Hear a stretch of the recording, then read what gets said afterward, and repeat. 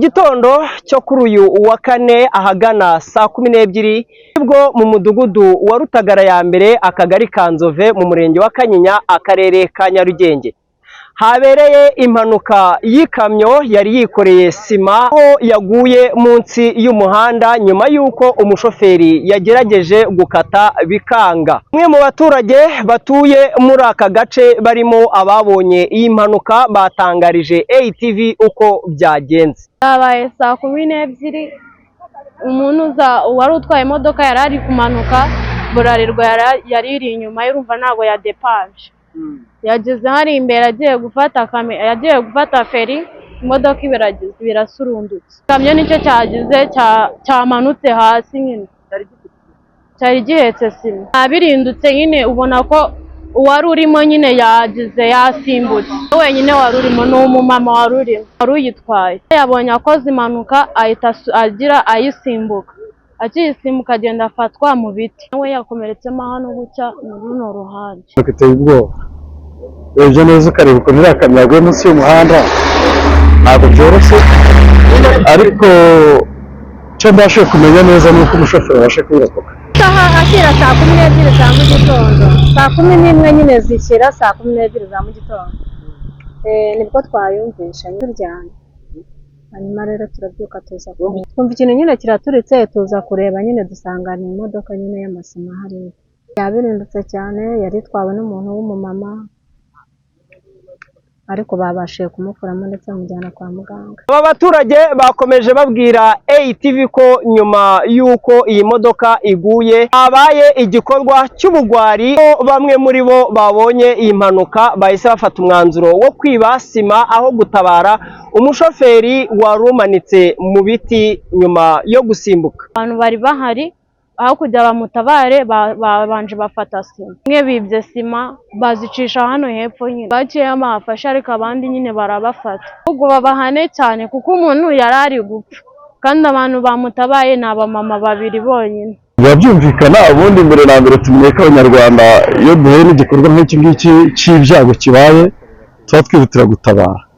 Urumva rero nk'abantu batihutiye gutabara umuntu wahuye uhuye n'ibyago ahubwo yakihutira kugira gusahura, ntabwo ari byiza. Kwiba kwirwara rwose ntabwo ari byiza, bitewe n'uko uyu muhanda urimo ikorosi rigoye ndetse kandi ukaba ari muto. Aba baturage baboneyeho gusaba inzego zibishinzwe hakorwa igishoboka cyose ukaba wakwagurwa.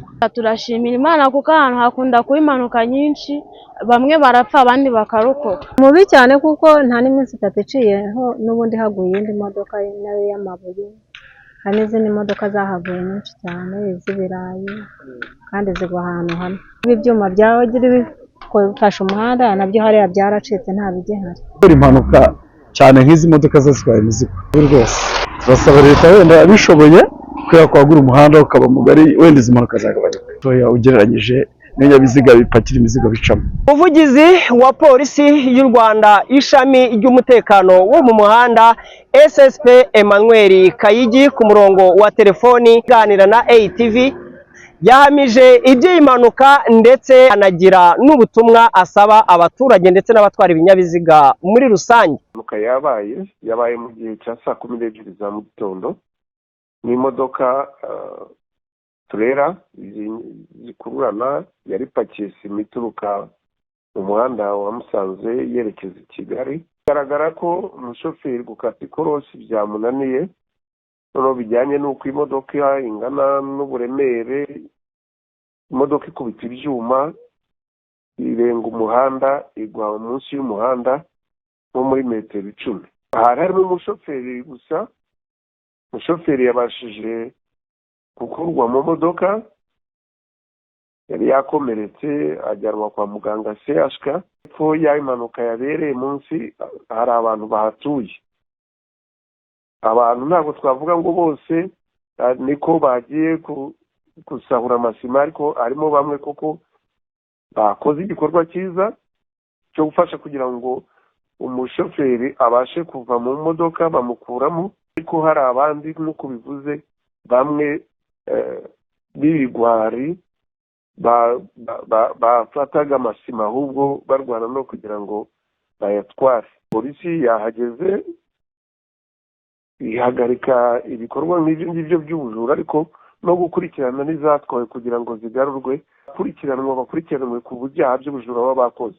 Ni ukugira inama abantu tubabwira ngo tabara ariko irinde no kujya gukora amakosa cyangwa se ubujura nk'ubwo kuko amategeko arahari kandi ahantu umuntu nk'uwo nguwo gutekereza byaba ari ugutwara ibyo abakoze impanuka byaba ari ugutwara n'ibyaba byari biri mu modoka. Ibyo byose ntibyemewe kandi amategeko arabihanira. Nongere mbisubiremo. Umunyamakuru yakubukaga muri aka gace hari kuba igikorwa cyo gushakisha ahagiye hahishwa sima mu bice bitandukanye. Nitwa Elias Dushimimana, ATV, umujyi wa Kigali.